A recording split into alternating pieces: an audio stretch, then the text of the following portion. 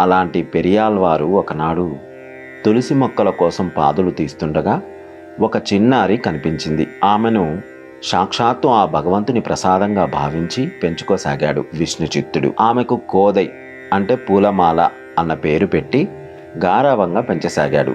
ఆ పేరే క్రమంగా గోదాగా స్థిరపడింది. గోదాదేవి చిన్ననాటి నుంచి కృష్ణుని లీలలను ఆడుతూ పాడుతూ పెరిగిందే కాని యుక్త వయసు వచ్చే నాటికి ఆ భక్తి కాస్త ప్రేమగా మారిపోయింది. కళ్ళు మూసినా తెరిచినా ఆ నల్లని వాడే కనిపించసాగాడు. రాను తన చుట్టూ ఉన్న చెలురంతా ఒకప్పటి గోపికలని, తానుండే విల్లిపుత్తూరు ఒకనాటి వ్రజపురమని భావించసాగింది గోద. అంతేకాదు, తన తండ్రి విష్ణుచిత్తుడు రోజు భగవంతుని కోసం రూపొందించే మాలలను ముందుగా తానే ధరించి తనలో తానే ఆ కృష్ణుణ్ణి చూసుకొని మురిసిపోయేది. ఈ దృశ్యం ఒకరోజు విష్ణుచిత్తుని కంట పడింది. తన కూతురు చేసిన పని వల్ల ఇన్నాళ్ళు ఆ దేవదేవుని పట్ల అపచారం జరిగిందని కృంగిపోయాడు విష్ణుచిత్తుడు.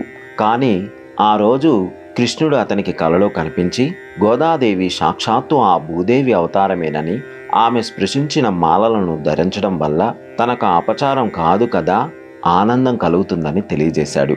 అగ్నిలో ఆజ్యం పోసినట్లుగా ఇలాంటి సంఘటనలన్నీ గోదా మనసులో కృష్ణ ప్రేమని మరింతగా రగిల్చాయి. తనకు వివాహం అంటూ జరిగితే ఆయనతోనే అనుకుంది.